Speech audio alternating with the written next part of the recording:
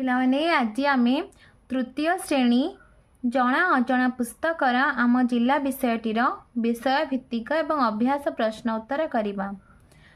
आम देशर नाम भारत, आम राज्यर नाम ओडिशा। पिलाने इठी देख उपरे दिया जाइथिबा भारतर रेखांकित मानचित्र रे तुम राज्य को रंग करी चिन्ह। देख आम राज्य भारतर पूर्व पटरे अच्छी, ये हूँ आम राज्य ओडिशा। आम या रंग करिबा। तुम राज्य भारतर क्यों भागरे अच्छी चिन्हट करी लेख। आम राज्य ओडिशा भारतर पूर्व भागरे अच्छी।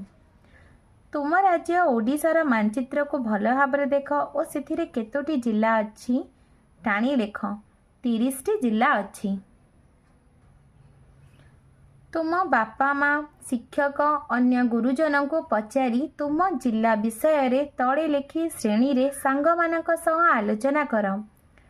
तुम जिलार नाम खोर्धा। एठी मु आम जिला विषय रे लिखिछि, तुम्हें निज जिला विषय रे तुम बापा माँ को पचारि लिखिब। जिला सदर महकुमार नाम खोर्धा। प्रधान सहर गुडिकर नाम भुवनेश्वर, खोर्धा, जटणी, टांगी, बाणपुर। सब डिविजन गुडिकर नाम खोर्धा, भुवनेश्वर। ब्लॉक संख्या 10। ब्लॉक गुडिकर नाम जटणी, भुवनेश्वर, बालिअंता, बालीपाटना, खोर्धा, बाणपुर, टांगी, बेगुनिया, चिलिका।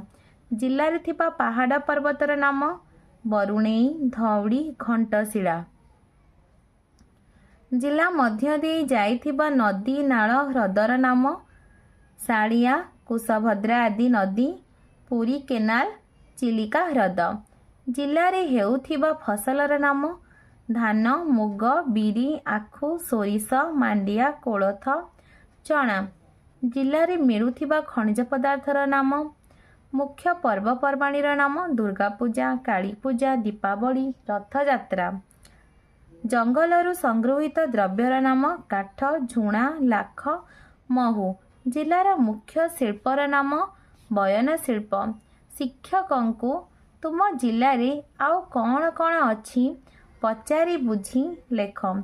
उत्तर आम जिले में लिंगराज मंदिर, केदारगौरी मंदिर, बाणपुर भगवती मंदिर, अट्री उष्म प्रसवण, नंदनकानन, पठाणी सामंत प्लानेटोरियम, सचिवालय, राजभवन, विधानसभा, रवींद्र मंडप, विज्ञान केंद्र, गोलाप उद्यान, दूरदर्शन केंद्र इत्यादि अच्छी। अभ्यास 1 नंबर। तुमर जड़े सांग भारत बाहर थिबा अन्य देश को जाइछि। से तुम पाखक चिठी देले क्यों ठिकाण चिठी देव लेख। से प्रथमे तुमर नाम लिखिब, तापर तुम पितांक नाम, तापर तुमर जिल्लार नाम एवं तुमर पोस्ट ऑफिस नाम, गाँ बा सहरर नाम लिखिब, तापर पोस्ट ऑफिस तुमर पिन कोड लिखिब। से 2 नंबर।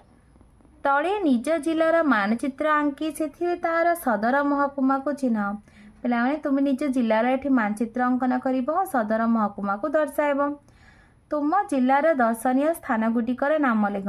तुम्हें तुम बापा माँ को पचारिक लिखिब तुम जिलार दर्शनीय स्थान गुडिकर नाम। जेपरी खोर्धा जिलार दर्शनीय स्थान गुडिक होउछि धौलीगिरी, खंडगिरी।